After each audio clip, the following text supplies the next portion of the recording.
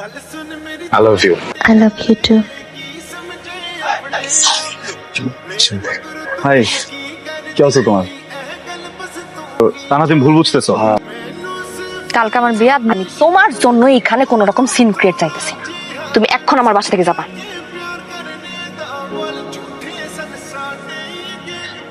Sorry I am really sorry. আমি না ওই বাতাসে উইরা ওড়নাটা আপনার মাথায় এসে পড়ছে, আমি ইচ্ছা করে ফালাই নাই।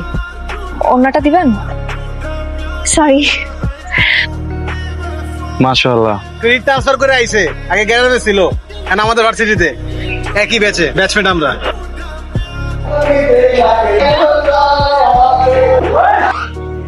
ইউ নাম কি তোমার? স্যার আমার নাম তানহা। তোমাকে তো আগে কখনো দেখিনি। স্যার আজকে আমার প্রথম।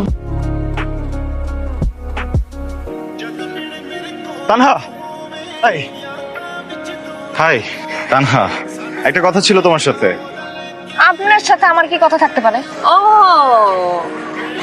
বুঝতে পারছি আপনি কি কইতেছেন। আমার ফোন নাম্বার লাগবে, তাই তো? আচ্ছা, আমি আসছি আপনার কাছে একটা হেল্পের। কি হেল্প আবার আমার কাছে?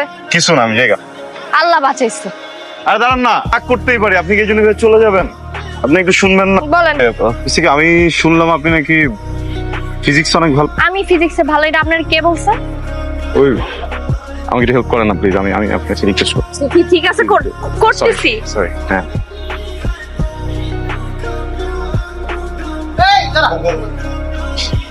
ছেলে কথা বলছিলাম। হ্যাঁ। কি সমস্যা ওদের? ভাইয়া, আমার পরিবারের অবস্থা খুবই খারাপ। 2 বছর ধরে প্যারালাইসিস। ভার্সিটির মধ্যে র‍্যাগ দিতেছে। আরে র‍্যাগ দিচ্ছে না, তুই এদিকে আয়। আমার বাবা অনেক টাকা ঋণ নিয়ে বিদেশ গিয়েছিল। ভালো করে দেখ, র‍্যাগ দিচ্ছে না। তুই তো ওদের ভালো মতো চিনিসই না।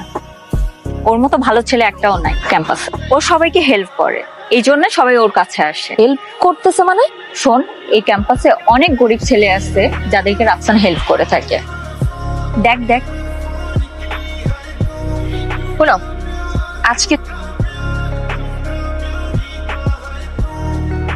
I love you.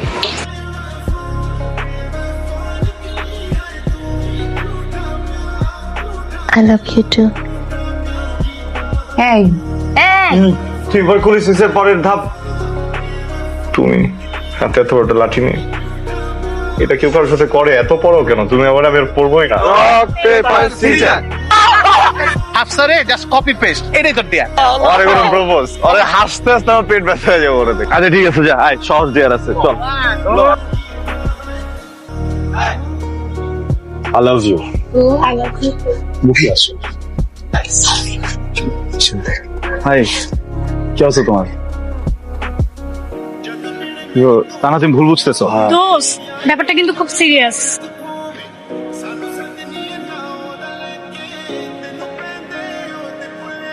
ভাইয়া, আপনি এখানে? আমি আপনাকেই খুঁজছিলাম। ও কোথায়? হ্যাঁ, ও তো গ্রামে চলে গেছে। বাড়িতে চলেছে, কবে ফিরবে? ও মনে হয় আর ফিরবে না।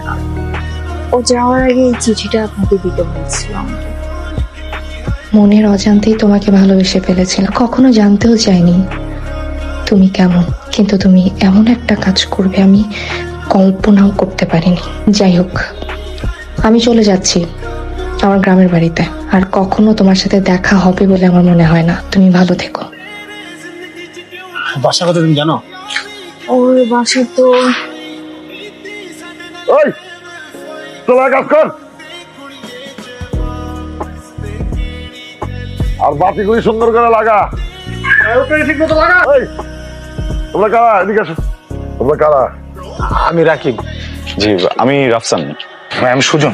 সেটা তো বুঝলাম, কার কাছে আসছো? তানহাদের বাসাটা কোথায় একটু বলতে পারবেন? তানহা? এই গ্রামে তো তানহা 2টা। কোন তানহারে খুঁজতেছো?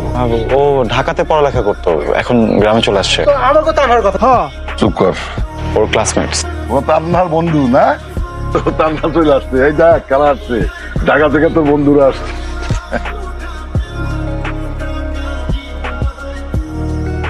তুমি এখানে কেন আইছো? তুমি জানো না? জানলে তো জিজ্ঞেস করতাম না। তানহা তুমি ভুল বুঝতেছো। আমি নিজের চোখে যে কাহিনী দেখছি সেটাকে আমি মিথ্যা কমু? মিথ্যা আর ভুলের মধ্যে একটা পার্থক্য আছে, বুঝছো? তুমি মিথ্যা বলতেছো না, কিন্তু ভুল বলতেছো। ওখানে আসলে আমি কিছু করিনি, আমার ফ্রেন্ডরা মিলে। আমার ফ্রেন্ডরা তো মানে জোর করছে এটা করার জন্য, এটাই তো কথা। রাইট, এখন বুঝছো। আমার তোমার বোকা মনে হয়? তুমি নিজেই মানে প্রপোজ করছো, আমি নিজের চোখে দেখছি। এইটা আমার গ্রামের বাড়ি, এখানে আমাকে একটা মান সম্মান আছে। আমি তোমার জন্য এখানে কোন রকম সিন ক্রিয়েট চাইতেছি না। তুমি এখন আমার বাসা থেকে যাবা। বলা শেষ। I love you. তোমার চাচা কি করবে? মারবে? আমি এখন তোমারে বলতেছি না আই লাভ ইউ, দরকার হলে তাদের সামনে যেয়ে বলবো আই লাভ ইউ। কিন্তু আমি তোমারে ভালোবাসি না। লাস্ট কথাটা একটু।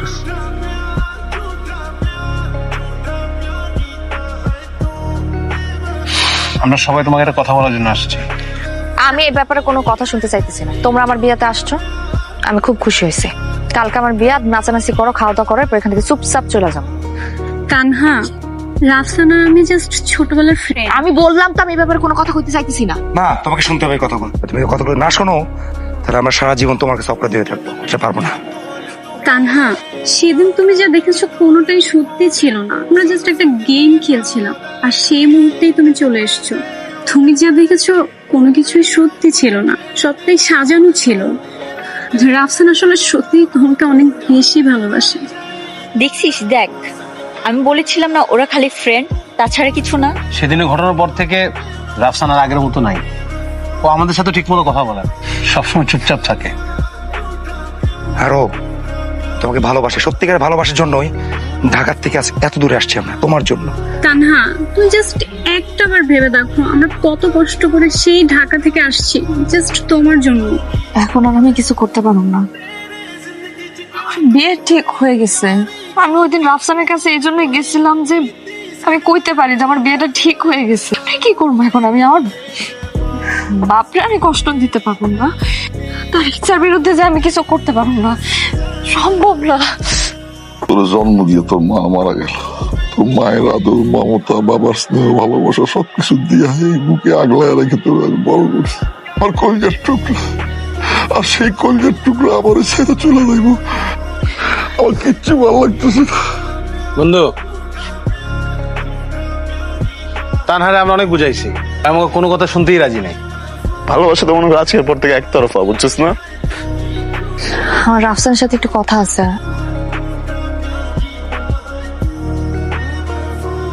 I love you, Rafsan. I know. আমি তোমাকে অনেক ভালোবাসি। আমার মা মারা গেছে, আমার বাবা আমারে বড় করছে, যা চাইছি যেমনে চাইছে সবসময় সেটাই দিছে আমারে। ওই মানুষটা আমি কষ্ট দিতে পারবো না। তুমি তোমার জীবন অনেক ভালো থাকবা, তুমি কখনোই স্বপ্নে কোনো কষ্ট পাবা না। রাফসান, তুমি এইখানে আপা কি হয়েছে? এখানে নিয়ে এলা কেন? আমি সব বুঝি, আমি পাশের থেকে তোকে সব কথা শুনছি। শোন, একাকিত্বের যে কষ্ট তোর মা মরে যাওয়ার পর থেকে আমি বুঝছি, আমি জানি। আমি চাই না সেই কষ্ট আমার মেয়ে পাক। যা, তুই তোর ভালোবাসার মানুষের কাছে চলে যা, আমি তোর বাবা বুঝছি। যাও না।